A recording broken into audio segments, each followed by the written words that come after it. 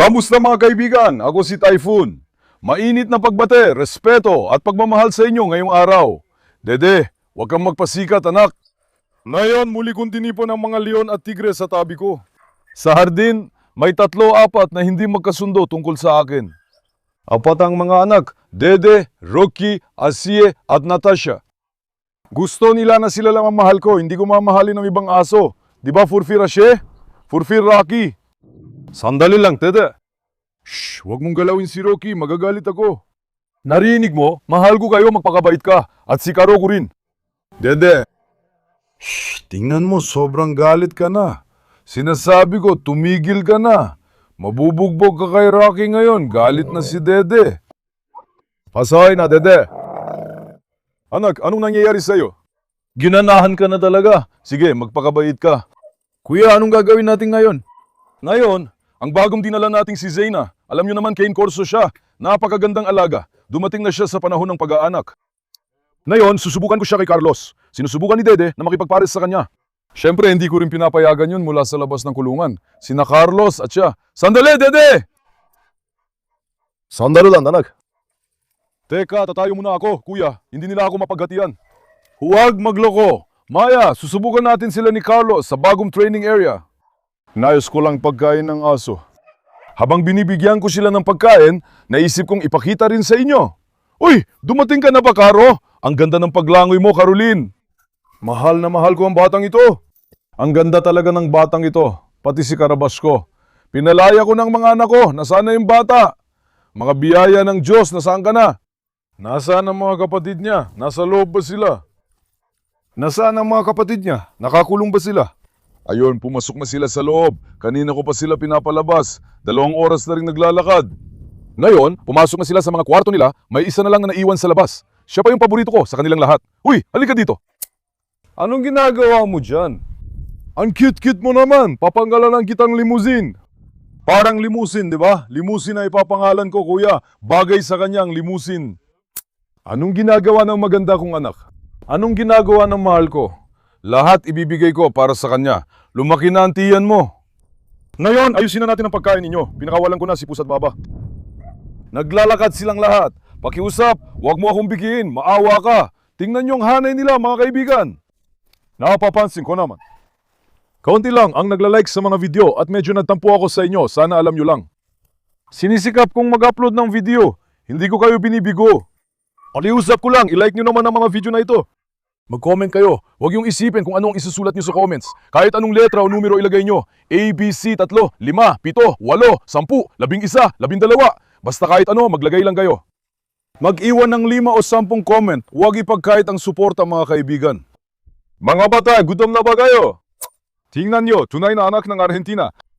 Tingnan mo si Tyson Papa, tunay na anak ng Argentina. Palalabasin ko siya para makagala. Pero huwag kang pupunta sa mga tupa. Ayos ba? Hindi ka pupunta sa mga tupa, Tyson.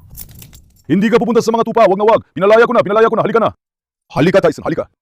Halika, anak. Tingnan mo yang tinik at laki mo. Diyos ko. Anak, sabi ng lahat, maghanap ka rin ng kapares para kay Tyson. Baka nakakalimutan nila, bahog ang Tyson ko. Nakakalimutan nila na bahog si Tyson ko. Ang tapang mo talaga. Mga kaibigan, may mga manok tayo ngayon. Ang mga manok natin ay may bigat na 70 kilo. Siyempre, nilimas talaga naman na ito. 10 minuto lang ang nakalipas, wala nang mabaho ito. Yung mga nasa labas, kumain sila ng sapat para mabusog. Naabot ko na yung para sa paanakan, pakitingnan itong karne. Nakikita mo ba itong karne? Tingnan mo. Tingnan mo. Grabe. Oh. Caroline, ikaw ang kumain ng isa nito, anak. Mahal na mahal kita. Ihiwalay natin ang 2 niyan. Para kanino natin ihiwalay ang 2 nito? O kainin nyo na lang, punong-puno naman ng manok sa bahay. Ibibigay ko sana sa tuta ni Nora, pero nilutuan ko na siya ng buong manok kaninang umaga. Namiss niyo si Collagen, Typhoon. I-message niyo ako. Araw-araw akong gumagawa ng collagen pero hindi nagbibideo. Kahapon, pinanood ko ang mga lumang video ko habang gumagawa ng collagen. Noong mga panahong yon, sobrang saya ko pala. Kung gusto nyo, gagawa ulit ako ng collagen. Si Tyson Papa, lumalantak na, umiwas kayo. Punuin muna natin ang kariton, kuya. Naibigay ko na yung para sa paanakan. Iikot tayo sa kulungan. Yung mga unahang kulungan. Papalabasin ko muna, sitsitir ko. Papalabasin ko muna si Apollo ko. Gawin din nating tugma siya sa iba para gusto kong palaging panuorin siya sa labas. Tyson tatay, tumakbo ka! Tyson tatay, tumakbo ka nga! Sandali lang mga bata. Ang daming karne dito. Kanina lang kayo kumain, puro karne pa sa sahig. Pusat baba, kumain ka na ba? Mahal ma prinsipe. Ha? Teka, tingnan natin. Bigyan natin si Pusat ng isa. Sige na, kunin mo na at dalhin kainin mo ng mabuti, anak ko. Si Pusat ay masyadong tensyonado. Sa labas ngayon, may grupo ng mga lalaking aso, sina Tyson, Karabash, Dede, Pusat, Rocky, lahat sila ay nakakaroon ng kompetisyon sa isa't isa. Sige, kunin mo. Natutuwa ako na pagdating ni Zeyna, agad siyang pumasok sa panahon ng pag-aanak. Diyos ko, sana sa pagkakataong ito ay pala rin tayong magkaroon ng mga tuta mula kay Carlos. Sky, tatay, anak, mamaya ibibigay ko sa iyo. Ayos ba, boss? Palayain din sinat Stirat Apollo. Halika, halika. Magaleong ko, ang gagaling ninyo. Sky, mamaya ko na ibibigay sa iyo. Ilalagay ko muna sa karton bago ko ibigay sa iyo. Kaya ganun. Tingnan natin kung makakatakas ka. Tingnan natin kung makakatakas ka. Rocky, huwag mong guluhin si Chitir. Magpakabait ka. Medusa. Nagugutom ka na ba, anak? Sandali lang, sandali. Pantay ko ito minahati para sa lahat. Tiningnan ko, kulang pa ba? Ngayon, 70 kilo ang naubos, hindi pa rin sapat. Kinabukasan, 75 hanggang 80. May dumating na bagong aso ngayon. Noong taginit, medyo binawasan ko pagkain nila. Waalaikumsalam. Ngayon, dinagdagan ko na ulit dahil may mga bagong aso na dumating. Kasi mga kaibigan, mas kaunti ang kinakain ng mga aso tuwing tag-init. Nawawalan sila ng gana dahil sa init. Maraz baba. Anong ginagawa mo, ha? Dinala rin natin dito si Maraz, kaya kailangan din natin ibigay kay Maraz gamit ang karton. May karton pala dito, sandali lang. Ilagay natin sa karton para kay Maraz. Maraz baba! Oley! Ngayon,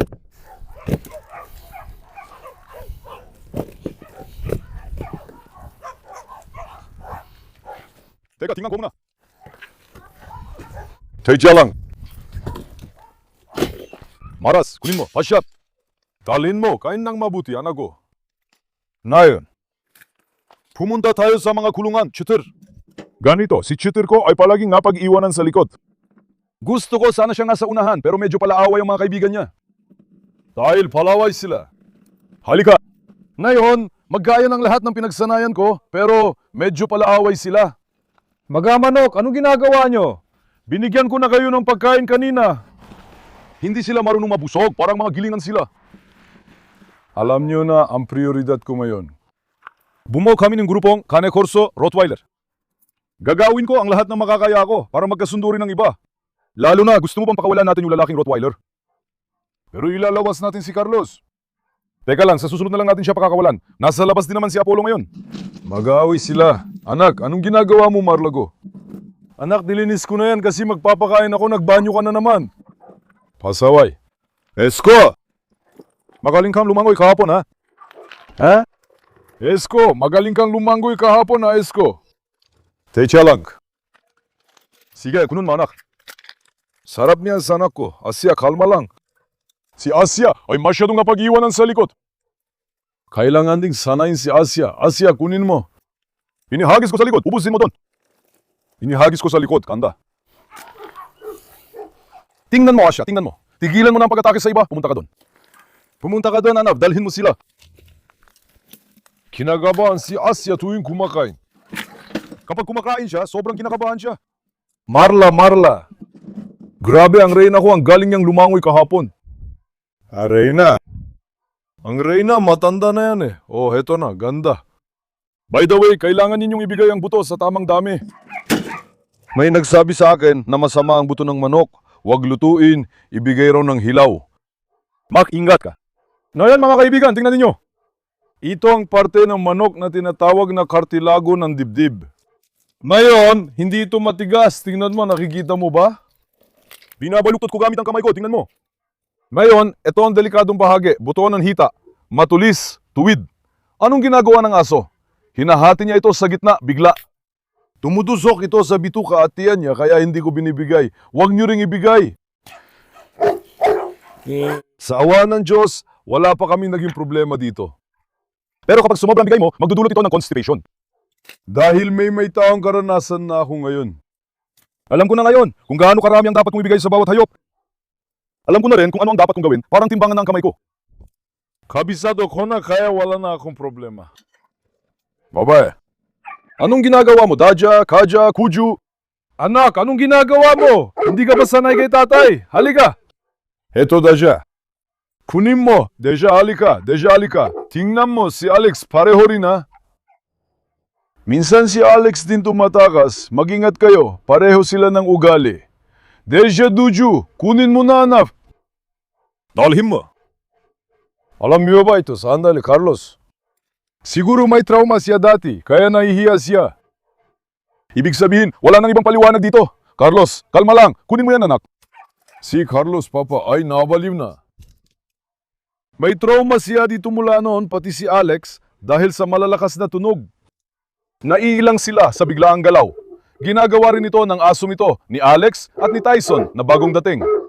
Dahil doon, tingnan mo, Dede, pusat. Carlos, ulan Italianong semental, ano ginagawa mo? Carlos, huwag kang mabaliw. Heto, sandali lang. Kayang-kaya ni na Carlos at pusat tapusin to. Pero teka, kalma lang kayo. Carlos, baba! Sumasakit na ulo ko, eh! Ulan pare! Anong nangyayari, ha? Allah, Allah, Allah, Allah! Allah, Allah, Allah, Allah, Allah! Sige na, sige na! Shh! Hey, tara na! Shh! Hindi, pusat, lumayo ka! Bakit ko siya pinalalayas? Kapag ginatuman si Çıtır, baka may masaktan siya. Shh! Halika dito. Tama na ang kalokohan. Kailangan natin umalis agad dito. Odin, Bella. Nagkasundo naman si Odin at si Bella, walang problema. Pero nagiging agresibo siya kapag kumakain. Ngayon, ibibigay natin kay Odin sa loob. Oh, heto na, suslo. Nagiging agresibo siya kapag kumakain. Odin pa siya, oh heto, dito ka muna. Ibinibigay ko kay Odin doon at kay Bella dito para hindi sila mag-away mga kaibigan. Kunin mo, anak. Dalhin mo para sa mga leon ko. Makabuti sana sa inyo. Paalagaan ninyo ang tatay ninyo. Walang ibang mag-aalaga sa inyo tulad ng inyong ama. Alam mo ba yan, anak? Kunin mo. Itinapon din namin yun sa bubong. Çıtır! Si Çıtır inatagyan niya si Karabaş'a. Çıtır, nagkagahit ka na ba? Dora. Anong ginagawa ng Dora ko? Anong ginagawa ng maganda kong alagang babae? Sige, kunin mo anak. Sana makabuti yan sa alaga kong babae. Tyson, papa, gusto mo rin bang lumabas? Kasi masyado ng maraming lalaking aso sa labas. Gusto ko lang subukan. Paki-like niyo ang video na ito. Sana makuha natin ang 6,000 like. Susubukan ko si Tyson kasama ng ibang lalaking aso. Pagkakawalan ko siya. Pusat, nasa labas sina Apollo at iba pa. Sige, kunin mo anak.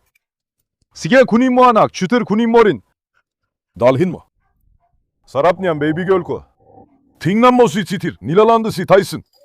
Kalma lang anak ko. Huwag mag-away, magpakalalaki at umayos. Reyna, lumobo na rin ng husto si Reyna. Dahil sa sobrang pagkain, kaya ganun siya.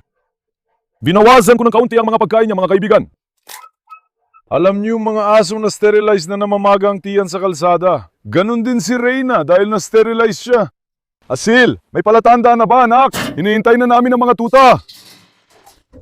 Oh anak, wala pa rin nakikitang palatandaan kay Asil kuya. Heto.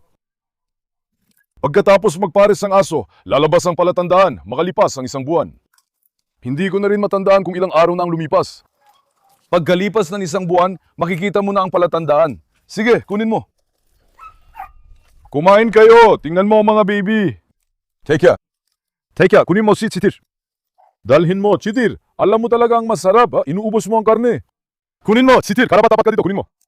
Çıtır, kunin mo. Oh, mabuti para sa anak kong babae.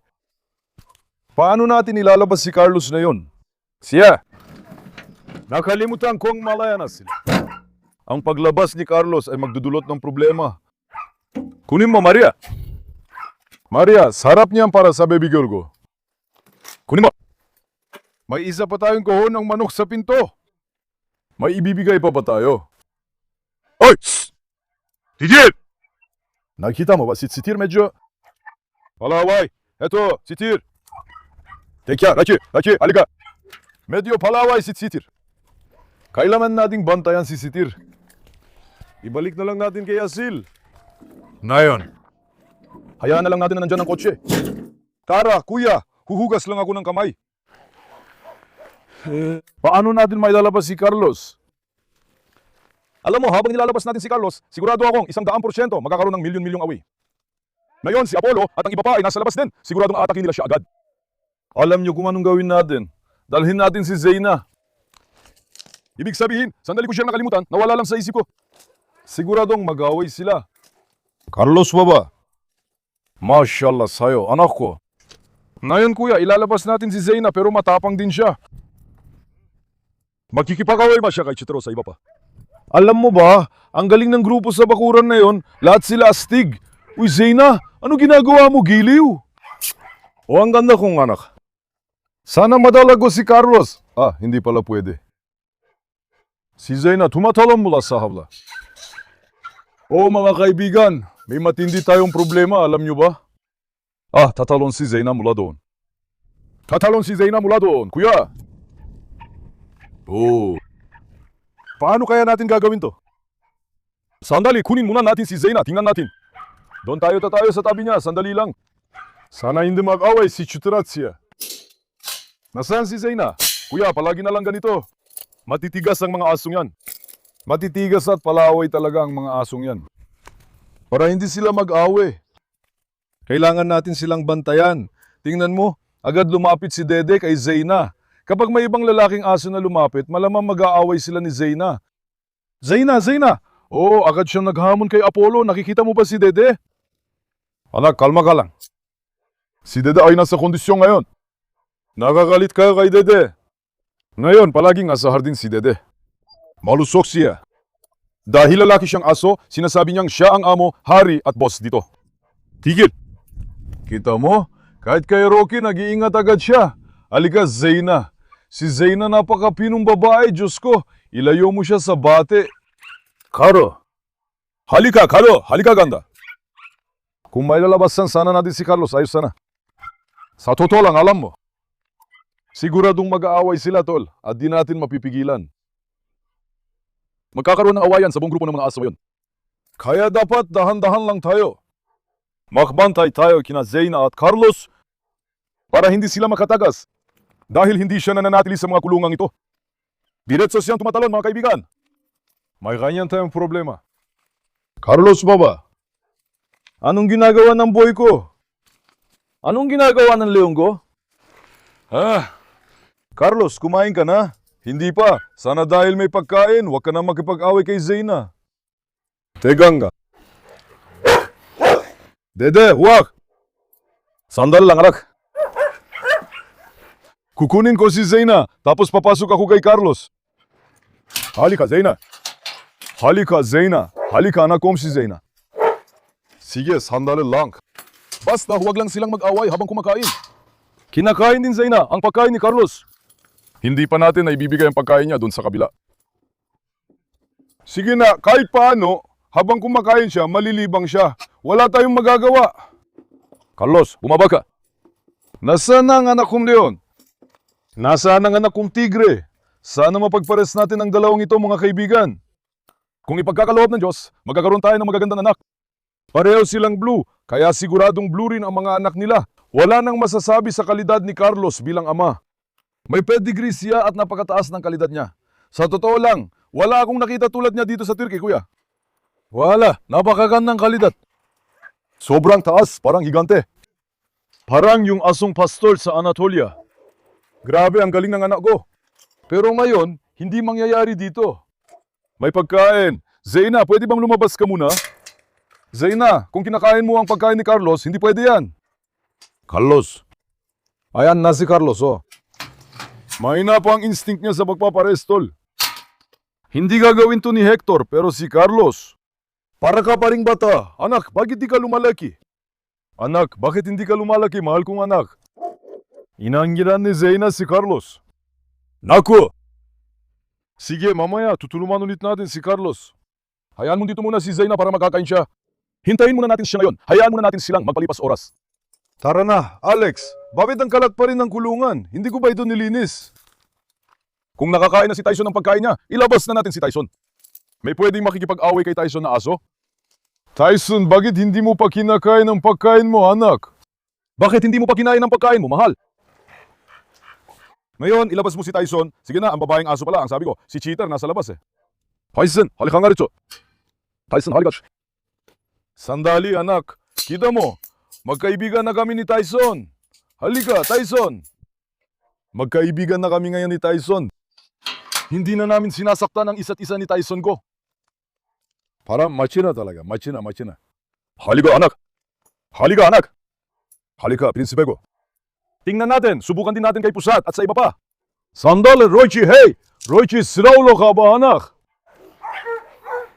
Ang tapang niya. Sandali, paparating na sina Apollo at Pusat. Hindi. Hintay. Delikado talaga sina Apollo at Pusat, kuya. Sobrang maingat. O kita mo, tumalon si Zeyna. Hay naku, Zeyna, sakit ka talaga sa ulo, anak. Hindi ito mapirmi rito, kuya. Kung pumirmi lang siya, dadalhin ko rin siya rito. Pero tumatalon din siya sa mga kulungan. Sobrang liksi at mabilis na aso. Zeyna, halika, anak. Kung si Dede ang makakahuli sa walang hiya na ito, mag-isa na ako. Bibigyan niya tayo ng apo. Naku. Zeyna, huwag kang lalayo sa tabi ko. Mahal ko. Halika nga rito, Tyson baba. Hindi ko hayaang mag-away sila, kuya. Poprotektahan ko sila. Hindi natin alam ang mangyayari. Halika nga rito sa tabi ni Apollo. Huwag na huwag, anak. Huwag na huwag, anak. Sandali lang. Teka, parating sina Pusat at Cheater. Sana hindi mag-away sina Cheater at Zeyna. Tingnan mo si Tyson. Agad niyang inamoy si Zeyna. Tyson, halika. Sandali, anak. Pag maraming babae, nag-aaway sila. Hindi dapat kasama ang babae. Pusat, wag. Sandali.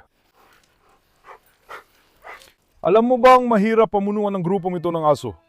Yung mga tupa, kambing at iba pa, madali lang yon. Bakit? Sa isang atake lang, pwede na nilang masaktan ng malala ang isa't isa. Kaya dapat silang bantayan. Samprehing, ang babae ang pinakamalaking problema. Saan pumunta si Zeyna? Ilalabas ko sana si Carlos, pero naging problema talaga itong mga to. Sana hindi natin pinalaya si Apollo, kuya. Zeyna, bakit ka lumayo sa kanya? O Zeyna, halika nga, dali natin si Zeyna sa isang training area, mga kaibigan. Subukan din natin kung tatakas siya doon. Kung tatakas siya, wala na akong gagawin. Kayo na ang magbigay ng pangalan, hindi ko siya iiwan doon. Kasi si Zeyna tumatalon kahit saan. Katulad ni Dede namin. Alam mo yung bakod sa Arden, yung may tinik sa ibabaw, si Dede tumatalon doon, alam mo ba? Ganoon din si Zeyna, mabilis at maliksi. E di anong gagawin natin sa ganung sitwasyon? Si Zeyna ay ilalagay sa kulungan ni Carlos. Ganun ang gagawin natin dahil ligtas doon kasi may takip sa ibabaw. Medyo delikado ang bahaging ito, mga kaibigan. Pero malamang tatalon siya mula doon. Ibalik na natin si Zeyna sa kulungan, tara! Labas yung isa pa, tingnan mo, Dede. Dede, huwag! Dede, isip, tigil. Dede, nag-aabang ang pagkakataon ngayon ng walang hiya. Dede, halika rito. Nadamay na rin si Karabash dito. Sige, good luck na lang. Halika na, halika! Halika nga. Huwag natin hayaang gumala si Zeyna, ilagay agad siya sa kulungan. Si Carlos, dadalhin ko siya dito. Halika, Zeyna. Halika, anak! Nasaan nga ba ang aking pinakamamahal? Nasaan nga ba ang sweet kong babae? Hindi, sitir. Magpakabait ka. Sandali lang, kuya. Halika, Cheater, huwag na, huwag. Limousine, pare. Sanay ka na rin pala sa kawan, ha? Pilyong limousine. Iparada ulit si Zeyna dito, kuya. Kinakabahan ako kay Sitir. Baka sugurin niya agad si Zeyna pag nilapitan. Halika, anak, dito ka dumaan. Tingnan mo, may problema sa kulungang ito. Tingnan mo, binasag nila yung parte kung saan yung pinto. Alam mo ba yon? Hindi ko alam kung sinong pumasag ito. Pati yung pinagdugtungan ay nasira niya. Binasag nila, kailangan ko ulit hinangin. Sige kuya, tara, kuhanin natin si Pusat. Halika pusat! Halika pusat! Halika pusat! Halika anak! Halika! Halika! Halika! Halika! Halika! Halika! Halika! Kanino ko ba sinasabi ni hindi man lang niya ako pinapansin? Talagang hindi niya ako pinapansin, kuya. Anong gagawin natin? Kailangan ko itong kargahin. Ang dami pang trabaho. Halika dito. Ako na ang bahala kay Carlos. Maktetake ako ng risk. Dadaling ko siya sa gitna nila. Sana hindi tayo magkakaproblema. Pero ang iniisip ko, sigurado ako dito. Mukhang hindi na naman makakapareha si Carlos sa kanya. Hindi baog si Carlos, pero parang baog na aso kung kumilos. Naiinis ako doon. Carlos, sandali lang anak. Pakiusap, huwag mo akong pagurin dito sa labas. Sino ang sinasabihan mo niyan? Maintindihan ba ni Carlos ang sinasabi? Kumuha rin ako ng pamalo para sa sarili ko. Kung lalapit ang mga aso para itaboy sila. Tara na kuya. Sige, hindi. Huwag kayong manggulo. Sandali lang anak. Sandali lang anak. Hindi na kayang pantayan ni Carlos si tatay. Alam niyo naman. Sige, halika. Halika anak, halika. Halika, Carlos. Si Apollo rin ay nanonood sa atin mula sa likod. Alam mo ba, kapag nagsama-sama sila sa tabi niya, malaking problema yon. Halika anak.